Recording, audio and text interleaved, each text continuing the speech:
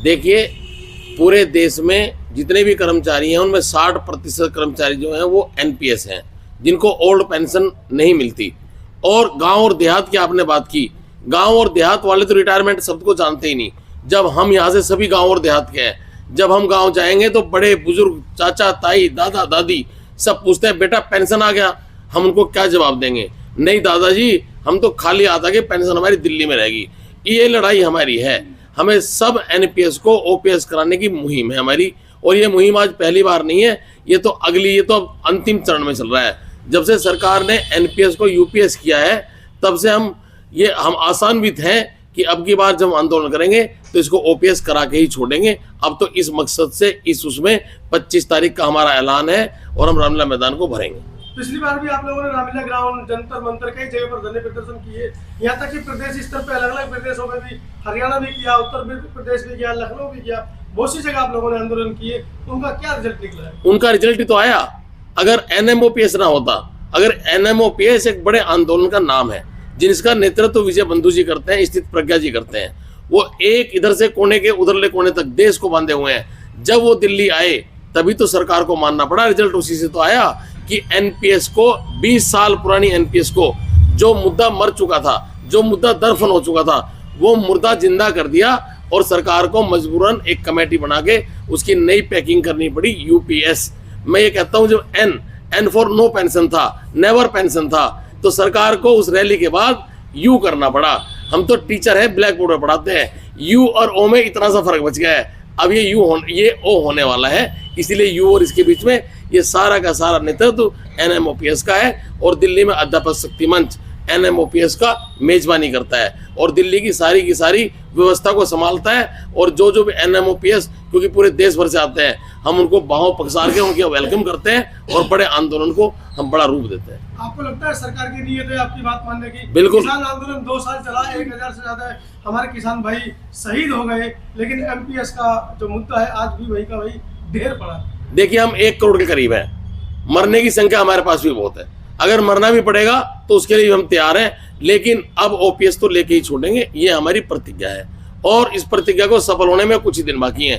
हम एक नई चीज हमने बदली है, अपनी स्ट्रेटेजी को, अपनी हमने रणनीति को चेंज किया है। अब तक एनएमओपीएस आके दिल्ली में धरना दिया करते थे, पूरे देश के लोग आते थे, उनको एक दिन आने के लिए 5 दिन लगते हैं। अब ये दिल्ली ने ठाना है कि रामलीला मैदान की जिम्मेदारी आगे हम लेंगे और अनिश्चितकालीन के लिए लेंगे और हर स्टेट को लंबे समय तक बुलाएंगे। जो भी हमारा धरना प्रदर्शन आंदोलन है, अध्यापक शक्ति मंच उसके लिए पूरी तैयारी करके पूरे देश को आह्वान करेगा और स्वयं बैठा रहेगा। आने वाले टाइम में हमारा चुनाव भी है, आने वाले 20 दिन के बाद हम एक बड़े संगठन के पदाधिकारी बनने जा रहे हैं, ऐसे हमारे दिल्ली के साथियों की मन बढ़ा चुकी है।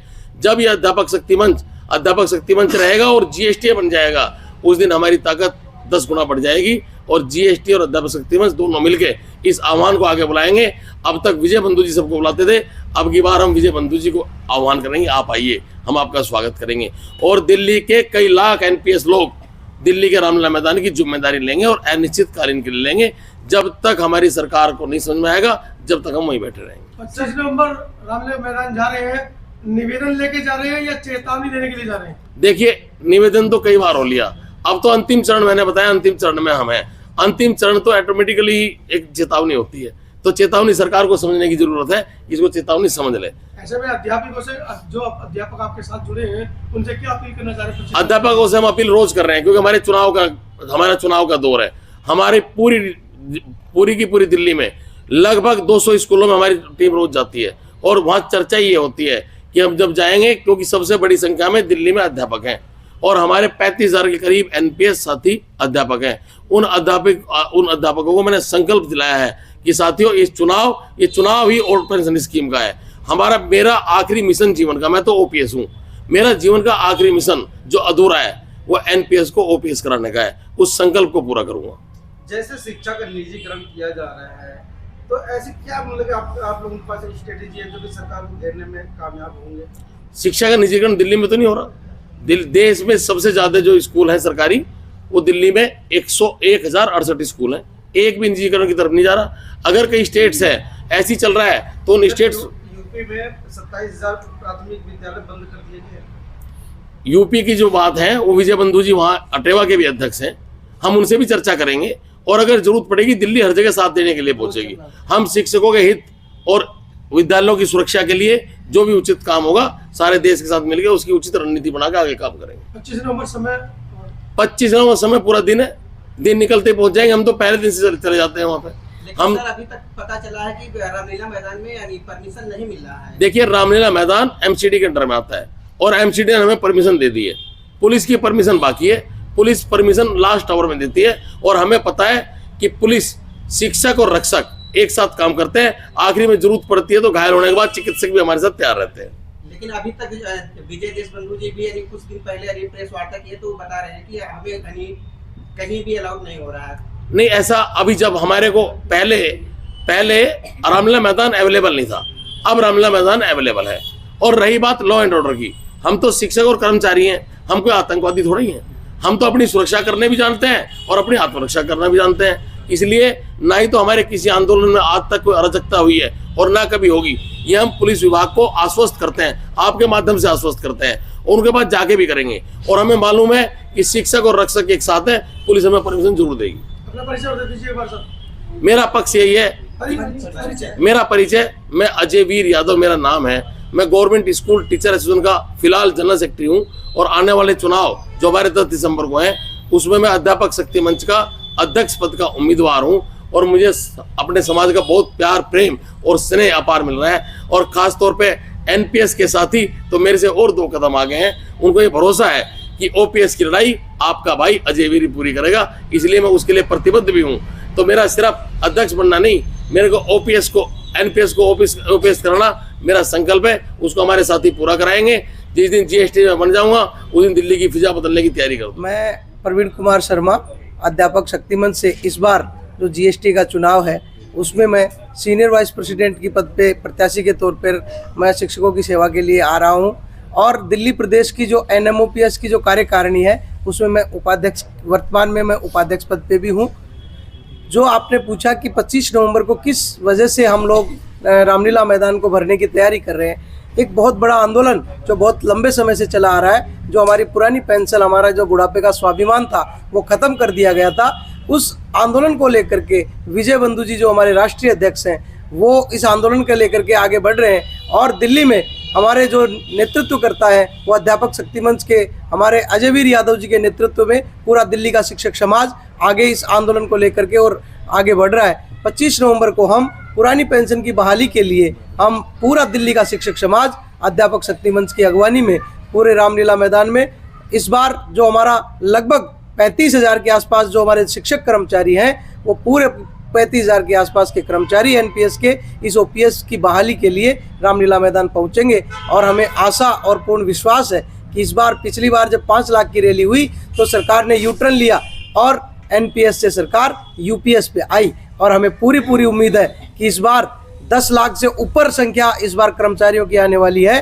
और उसमें अगर ये लोहा बहुत गर्म है, हथौड़ी की चोट जितनी मजबूती से पड़ेगी, निश्चित तौर पे ओपीएस की बहाली 25 नवंबर 2025 को सारे दिल्ली के, हिंदुस्तान के कर्मचारियों को ओपीएस की बहाली होगी। ये हमारा आशा और विश्वास और अनुमान है। सर थोड़ा हमारे दर्शकों को समझाएं, पुरानी पेंशन बहाली चाह क्यों रहे हैं? नई पेंशन बहाली में क्या परेशानी है आप लोगों को, दिक्कतें क्या है? 2004 में तत्कालीन सरकार ने 1 अप्रैल 2004 को पुरानी पेंशन को बंद करके और एक नई स्कीम लेकर के आए, न्यू पेंशन स्कीम। और उसका नाम सरकार ने न्यू पेंशन स्कीम दिया और हम कर्मचारियों ने नो पेंशन स्कीम दिया। क्यों? क्योंकि उसमें ना पेंशन है ना कोई स्कीम है। और सबसे बड़ी बात जो है, अगर न्यू पेंशन स्कीम इतनी अच्छी होती तो जो माननीय जो बैठे हैं संसद में जो कानून पास कर रहे हैं, वो जो संसद के कानून के जो माननीय है वो आज भी अपनी पुरानी पेंशन लिए बैठे हैं। इन्होंने बहुत बड़ा षड्यंत्र रचा और जितनी सरकारें आई उनमें सबसे ज़्यादा अगर सरकारों ने कुठाराघात किया तो कर्मचारियों की पुरानी पेंशन बंद करके किया। जो हमारे बॉर्डर पे हमारे जो रक्षक बैठे हैं, अभी भाई साहब अजय वीर जी का एक बयान आता है हर बार कि रक्षक और शिक्षक हमेशा साथ मिल करके काम करते हैं। आप देखिए कि रक्षक जो बैठे हैं वो भी पुरानी पेंशन के बिना बैठे हैं, उनको भी नो पेंशन स्कीम में आ चुके हैं और हम भी नो पेंशन स्कीम में। क्या ऐसी सूचनाएं हैं वर्तमान में जो शिक्षक या रक्षक हमारे रिटायर हुए हैं उनकी पेंशन बंद कर दी गई है? पेंशन बंद नहीं हुई है। जो इन्होंने पेंशन का जो जुमला हमें दिया है, मैं आपको एक छोटी सी घटना बताऊं कि जब हम लोग 2023 की 1 अक्टूबर 2023 की जब हमने रैली की, उस रैली में हमें उसी समय एक हमारे कर्मचारी रिटायर हुए थे, वो ड्राइवर की पोस्ट से रिटायर हुए। उनका जो लास्ट अंतिम जो मेहनताना था, वो अंतिम जो सैलरी थी, वो उनकी 69,500 कुछ रुपए थी। और जब उनसे मैंने पूछा कि आपकी पेंशन क्या बनी, तो आप लोग ताज्जुब करेंगे कि शर्म आने लगी सुन करके कि 1940 रुपये उस साथी की पेंशन बनी। अब आप देखिए कि 1940 रुपये अगर आप किसी बीमार व्यक्ति के लेकर के आप अगर किसी हॉस्पिटल में जाते हैं तो 1940 रुपये तो एक डॉक्टर, 2000 रुपये तो एक डॉक्टर की फीस होती है, बिजली का बिल जमा नहीं होता। और उसके अलावा अगर मैं दूसरी बात करूं तो ऐसी सिचुएशन है कि हमें पेंशन का नाम दे करके और हमें लूट लिया गया है। ऐसा सरकारों के द्वारा बहुत बड़ा अत्याचार किया गया है।